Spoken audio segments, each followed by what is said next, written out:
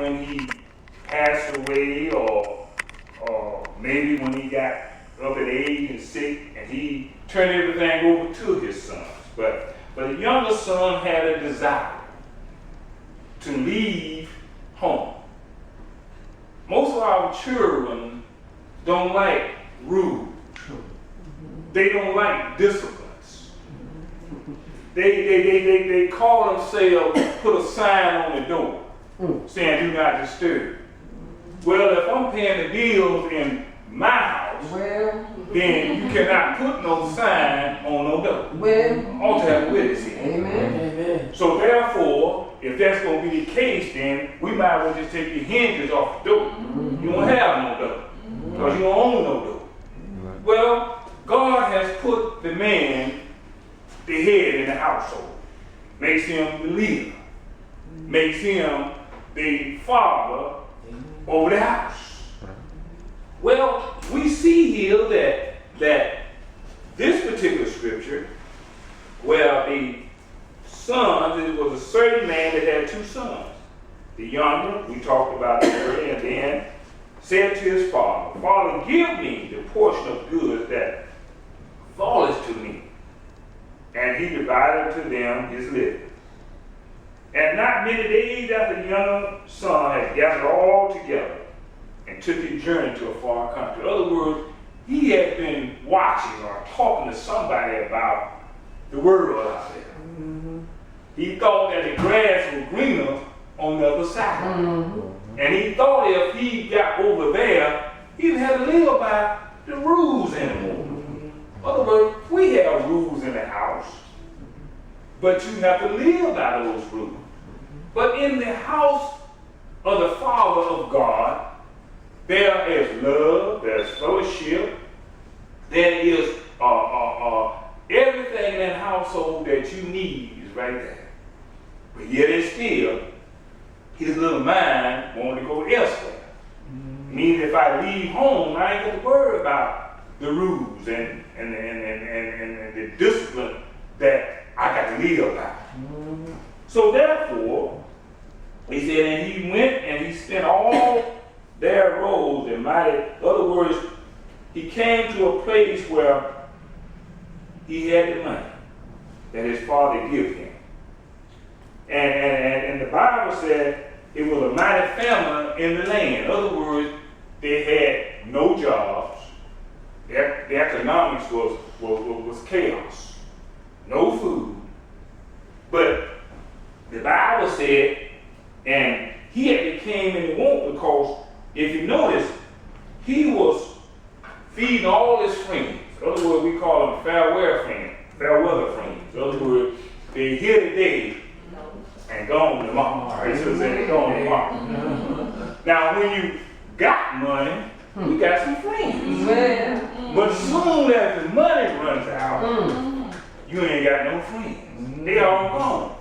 But now when you in need, and you go to them, they'll say, I ain't got nothing. I can't help you. But where were you when I was doing good? You were right there. You were able to party with me. Then they said that he went and joined himself to a citizen of that country, and he sent him into the field to feed the swine. That's the only job that was available. This man owned some pigs, some swine. And he said, if you go down there and beat them to the husk, you're welcome to it. So therefore, he said, and he went with and feigned and filled his belly with the husk, that the swine did eat, no man gave unto him. Nobody would give him that. Sometimes, my brothers and sisters, we got hit rock bottom. We had it, and we lost it. You can be up there today, but down tomorrow. But now, at the same time as he was out there just doing his thing, partying, you know, just telling everybody, just whatever they want, just put on my tab, give it to them. See, sometimes we don't think about the repercussions. You know, all of the stuff that we did to what got us there.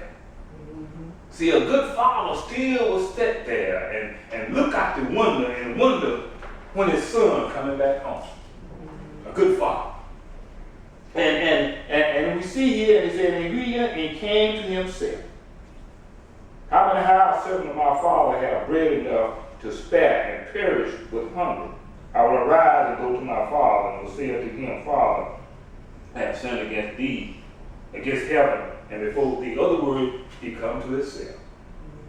Sometimes when you've been disobedient, you didn't want to listen. You think you know everything. Father don't know nothing. Mama don't know nothing. I got to go experience this for myself. Well, the Father allowed you to go. Experience it for yourself. And when you get out there and experience it, you coming from royalty to rags. Poor.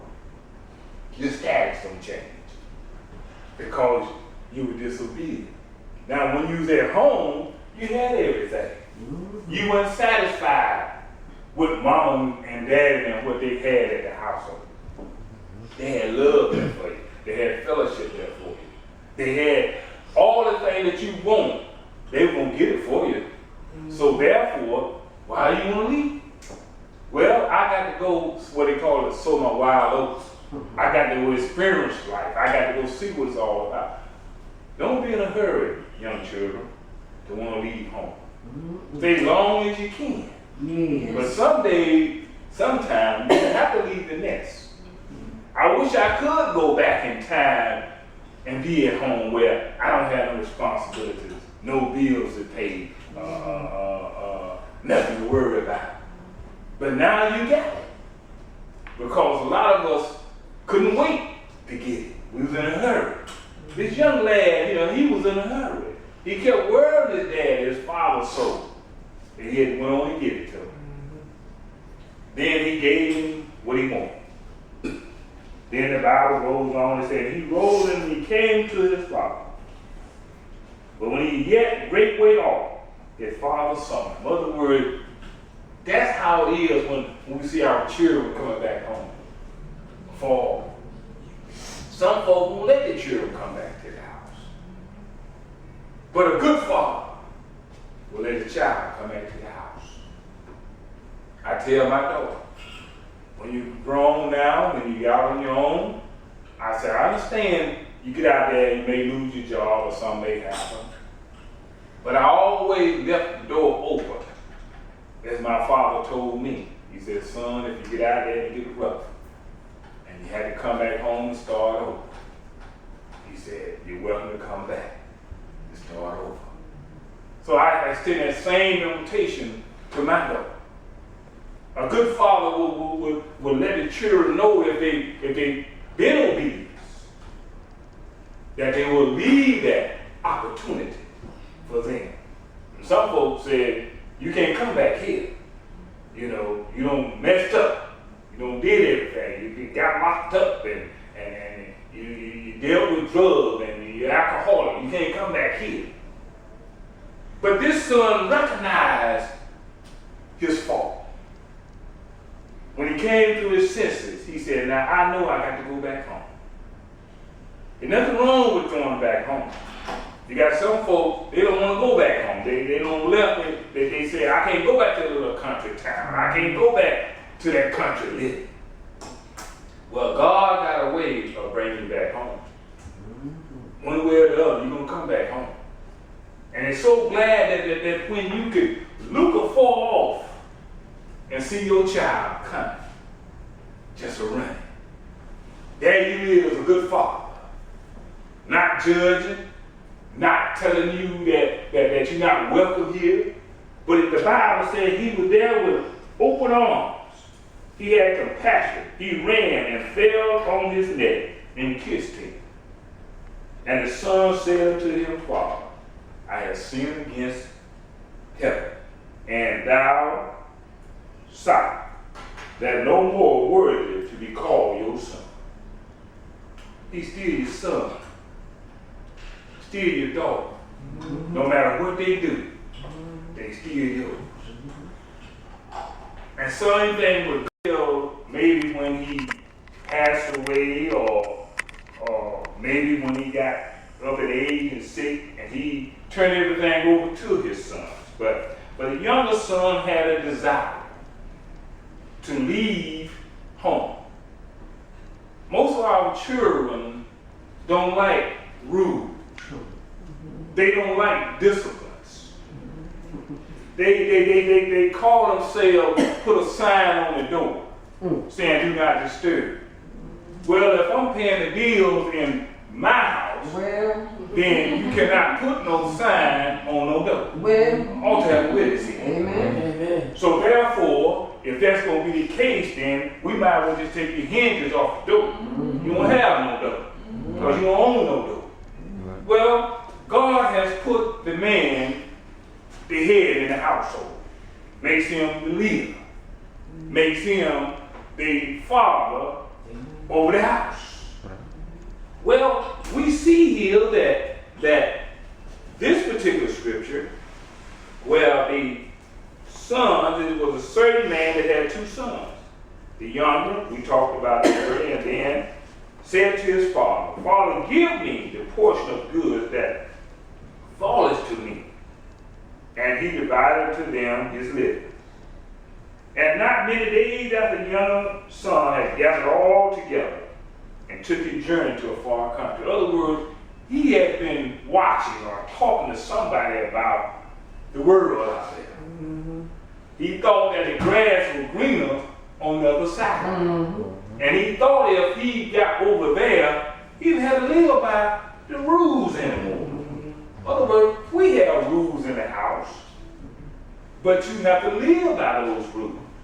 But in the house of the Father of God, there is love, there's fellowship, there is everything in that household that you need is right there. But yet and still, his little mind wanted to go elsewhere.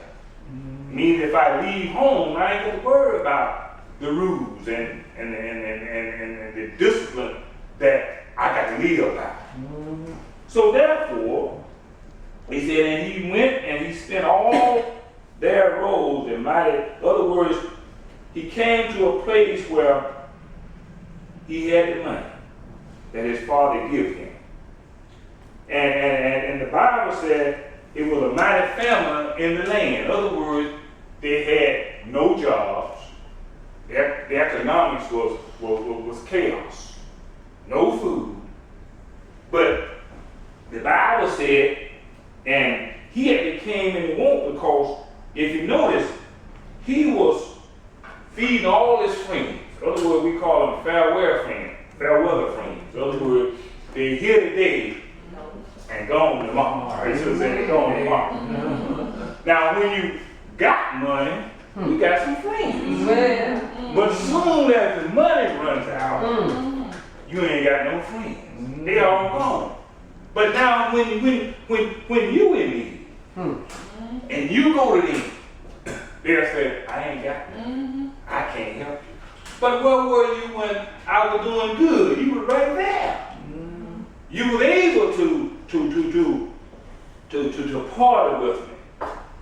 Then they said that he went and joined himself to a citizen of that country, and he sent him into the field to feed the swine. That's the only job that was available. This man owned some pigs, some swine. And he said, if you go down there and beat them to the husk, you're welcome to it. So therefore, he said, and he went with and feigned and filled his belly with the husk, that the swine did eat, no man gave unto him. Nobody would give him that. Sometimes, my brothers and sisters, we got hit rock bottom. We had it, and we lost it. You can be up there today, but down tomorrow. But now at the same time as he was out there just doing his thing, partying, just telling everybody, just whatever they want, just put on my tab, give it to them. See, sometimes we don't think about the repercussions. All of the stuff that we did to what got us there. See, a good father still will sit there and look out the window and wonder when his son coming back home. A good father. And we see here, it said, and came to himself. How many house servants of my father have bread enough to spare and perish with hunger? I will arise and go to my father and will say unto him, Father, I have sinned against thee, against heaven, and before thee. Other words, he come to himself. Sometimes when you've been disobedient, you didn't want to listen. You think you know everything. Father don't know nothing. Mama don't know nothing. I got to go experience this for myself. Well, the Father allowed you to go. Experience it for yourself. And when you get out there and experience it, you coming from royalty to rags. Poor. Your status don't change because you were disobedient. Now, when you was at home, you had everything. You weren't satisfied with mom and daddy and what they had at the household. They had love there for you. They had fellowship there for you. They had all the things that you want. They were going to get it for you. So therefore, why do you want to leave? Well, I got to go, what they call it, sow my wild oats. I got to go experience life. I got to go see what it's all about. Don't be in a hurry, young children, to want to leave home. Stay as long as you can. Yes. But sometime, you have to leave the nest. I wish I could go back in time and be at home where I don't have no responsibilities, no bills to pay, nothing to worry about. But now you got it. Because a lot of us couldn't wait to get it. We was in a hurry. This young lad, he was in a hurry. He kept worrying his dad, his father's soul. And he had went on and give it to him. Then he gave him what he wanted. Then the Bible goes on and said, he rose and he came to his father. But when he yet great way off, his father saw him. In other words, that's how it is when we see our children coming back home. For some folks won't let their children come back to the house. But a good father will let the child come back to the house. I tell my daughter, when you're grown now, when you get out on your own, I say, I understand you get out there, you may lose your job or something may happen. But I always left the door open, as my father told me. He said, son, if you get out there and get rough, and you had to come back home and start over, he said, you're welcome to come back and start over. So I extend that same invitation to my daughter. A good father will let the children know if they've been obedient, that they will leave that opportunity for them. And some folks said, you can't come back here. You don't messed up. You don't did everything. You got locked up and you dealt with drugs and you're alcoholic. You can't come back here. But this son recognized his fault. When he came to his senses, he said, now I know I got to go back home. There's nothing wrong with going back home. You got some folks, they don't want to go back home. They don't left it. They say, I can't go back to the little country town. I can't go back to that country living. Well, God got a way of bringing you back home. One way or the other, you're going to come back home. And it's so glad that when you could look afar off and see your child coming, just a running. There you is, a good father. Not judging, not telling you that you're not welcome here. But the Bible said he was there with open arms. He had compassion. He ran and fell on his neck and kissed him. And the son said unto him, Father, I have sinned against heaven and thou sight, that no more worthy to be called your son. He's still your son, still your daughter. No matter what they do, they still yours. And same thing with God. God said, "You still my child." And then he said that bring forth, told the servants, bring forth the robe and put it on him and put a ring on his hand and shoes on his feet. In other words, I'm bringing it back to the status where you were. Same thing with our Father in heaven. If you went out there and seen something really messed up, God said, bring him back home. Get that purple robe and place on my son or my daughter's body. Get that ring and put back on his or her finger. Put shoes on the feet where they were bare feet when he came back. And said, bring hither the fattest calf and kill it, and let us eat and marry. In other words, sit down and fellowship together. And this my son was dead, and he is alive again, because he was lost and is found. And they began to be married. In other words, we're going to be lost. We all have been lost. But yet now we are found. In other words, we are found in Christ now, because of God allowed us to go out, do our thing. And then he got a way of bringing you back. Like I said, sometimes they hit rock bottom, lose everything. But when you recognize God, the Father, you come back home. And now the eldest son, he was upset. He didn't even go to the party. He didn't go to the festivity, because he was hoping the son didn't come, and he wanted the father not to accept him back home.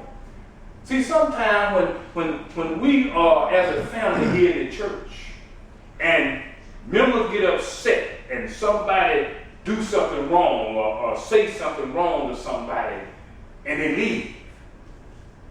But then when they come to their senses and they want to come back, we ought to be loving enough to welcome them back home.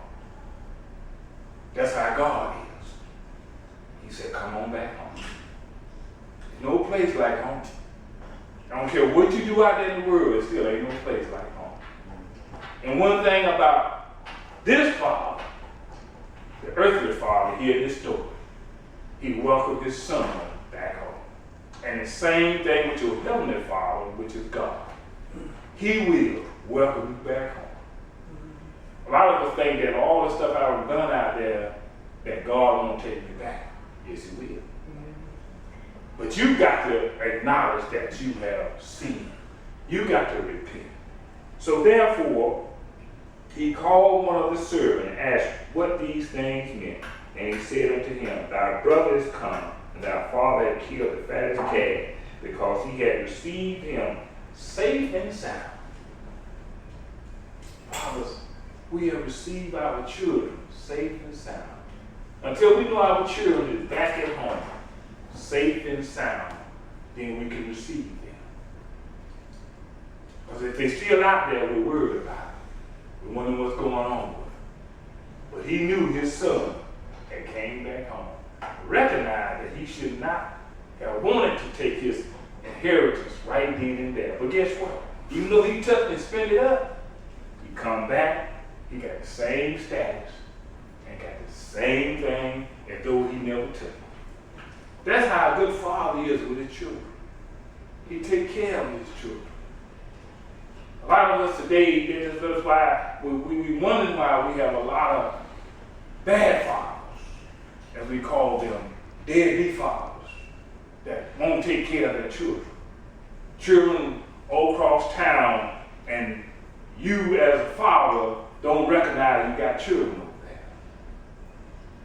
It was all right when they was coming, you was making them. Now they're here. So now you have responsibility. Take care of your children. That's a good father. He don't run from responsibilities. He take care of responsibilities. So there we see that a good father, no matter what you have done, you still is a child. That's how God is. No matter what you've done in life, you still is his child. sons and daughters. So we can't be angry because of you went out there and you did something wrong. Our job not to judge you. Our job is to welcome you back home. Not to question you, but to tell you we still love you. And that's what this good father here did in the story. He told his son, I still love you. I just been waiting, looking out the window. When are you going to return? Come back home. Because when everything runs out, you got to go somewhere. You got to go somewhere. And what better place is to go back home? Nothing like home. No matter what rule we had set up at the house, no matter what discipline that was put in place at the house, it was for your own good. Because God give us rules. He sets rules for us. He disciplines us. The word of God says he chastises us. So therefore, he does it out of love. A good father chastises children out of love. Not because of he got to do it, it's because of he loves them. Mm-hmm. So a good father, as we see today in this story, as we know that his son Jesus died for us on the cross. And he made it possible for us to live again. And this young man lived again. He was once dead, but he was alive. He was dead in sin. But now when he came to his senses, he's alive. In other words, that's what Christ is. He's alive. And so today, a good father is one that loves his children, takes care of his children, gives his children what they need. In other words, wisdom. He gives them that knowledge to be able to live on their own, to stand up on their own, and to know that Christ is the one that and God is our Father. He's the head. And he's a good Father. He never failed us. He never left us alone. He never forsake us. He's always there. A Father that we can count on every time that we need him. We can go to him in prayer. He never said no to us. You may think he is. May not come when you want him, but he's always on time. Yes, he is. He's on time, Father. He look after his children. He take care of his children. So today, just remember, a good father is the one that loves his children, take care of his children. And that's what God is. He's a good father. And today, you know that you have a good father. And as we close here, to remind you, remember him as your father. Your heavenly father. And your earthly father is the one that gives you birth. So we know that we have two fathers, an earthly father and a heavenly father. And our heavenly father is the one that loves us so much that he never forsake us and he never left us alone. He's always there. If there be one now that will come